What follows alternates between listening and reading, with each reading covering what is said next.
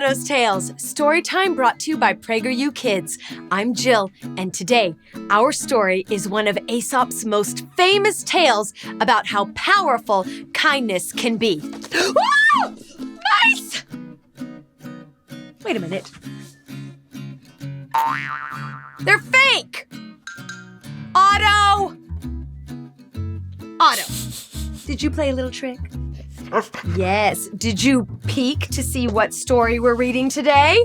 I thought so. How about we take all of these play mice and put them where they belong? Oh, you forgot one.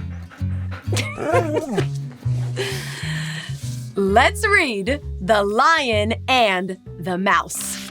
Once upon a time, there was a little brown mouse who lived in the foothills. He loved scurrying in the dirt and through the shrubs near his home. It hadn't rained for a long time, so today he was looking for a drink of water and something to eat. The little mouse was happy and quick. He'd run everywhere as fast as his miniature legs could carry him. Up the great trees and down the great trees, skipping over and ducking under sticks, darting in and out of nooks and crannies. In his quest for something to drink and eat on this day, the little mouse soon came across what looked like a small mountain. Oh boy! Maybe there's some water and crunchy veggies at the top of this hill, he cried. The mountain was very soft, and the little mouse started skipping his way up to the top of this unusual hill. Suddenly, the hill moved. The little mouse braced himself and then heard a loud sound that resembled something between a yawn and a roar.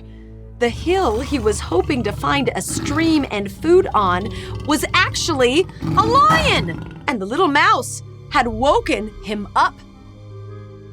The lion stood up, grumpy and hungry. He snapped his head around to see what disturbed his sleep, and the little mouse fell to the ground. The lion's huge paw instantly snatched the little mouse and scooped him up. Just what I wanted, lunch! The lion smiled with fierce eyes. He opened his mouth wide to swallow the little mouse whole. Please, oh please, oh please, cried the mouse. His whiskers were trembling and his voice was tiny, but he knew that if he did not speak up, then this would be the end of him. Please, please, please don't eat me. I'm too small even for a snack. And if you spare me, I promise I will repay you for your kindness one day. It was all the meek mouse could think of to do to save himself. He didn't have much, but he did have compassion for even the most vicious of beasts. Maybe the lion would appreciate his kindness and let him live. The lion froze, surprised, and then started to chuckle. His chuckle then erupted into wild, loud laughter, with his big, sharp teeth now fully revealed. The mouse's eyes were wide with hope. The lion roared. How can a teeny tiny mouse ever help me, the strongest and most powerful creature in these foothills? He continued to cackle, but the lion was also touched by the mouse's compassionate offer and placed the mouse on the ground. I will set you free, little mouse. Go! The mouse scampered away, and the lion turned around and sauntered towards the trees. Later that day, the hungry lion went hunting through a thicket. As he was prowling, there was a sudden whoosh, and down came a net that entangled him in his spot. The lion had stepped into a poacher's trap. The strong and mighty lion roared, then whimpered and moaned. He pulled the net this way and that way, struggling to escape. The more he tried to untangle himself, the more tangled in the net he became. The lion began to give up hope. Just as the lion was accepting his fate of being trapped forever, who showed up but the little brown mouse? Hi, he waved with a happy grin.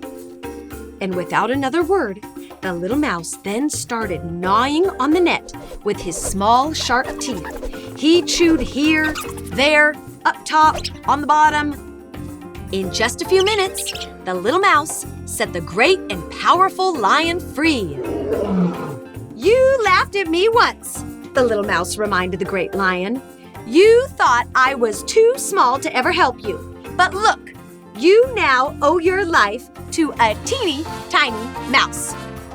The two animals laughed, and the lion felt more grateful than he ever imagined he could be. "Lesson learned," he admitted.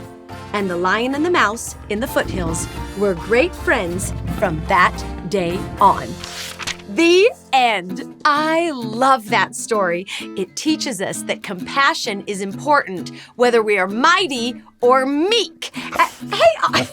Yes, mighty or meek, like this little mouse, right? You know, offering kindness to others is a powerful virtue that, yes. That's a great question. What is a virtue? Well, Otto, the word virtue means moral excellence, which means a person with virtue knows what's right and what's wrong and chooses to do the right thing. Having virtue and good character is most important for all of us to live in our communities and our country. And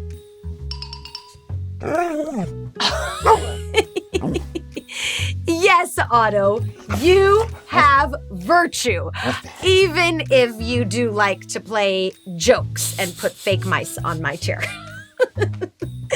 Thank you for watching Otto's Tales. Check out some of our other stories too. Keep reading, keep watching, and remember that kindness is no small virtue. Bye, guys. We're so glad you joined us for today's reading. Otto's Tales is made possible through the generous support of donors like you. You can help us keep the stories coming by going to PragerU.com/donate today.